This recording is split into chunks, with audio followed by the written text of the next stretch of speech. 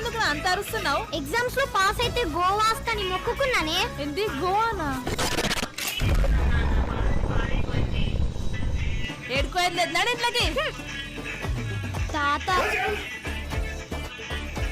అరే మా ఫ్రెండ్స్ అందరు పోతుండ్రే, ఆ పాస్పల్లో సాయి కూడా పోతుండు, నేను కూడా పోతా. సరే పో, కానీ సాయంత్రం మారిద్దాకా వచ్చేయి, మళ్ళీ కూరగాయలకు పోవాలా.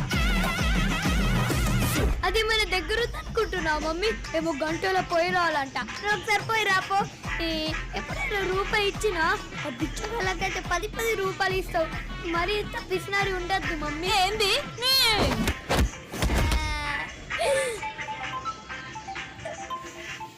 హలో, అరే వస్తున్నావారా గోవాకి? అదే ప్లాన్ చేస్తున్నారా? నీ ముఖం చేస్తున్నారా? మీ అమ్మ పళ్ళు గచ్చి చూడలేదు అనుకున్నావా?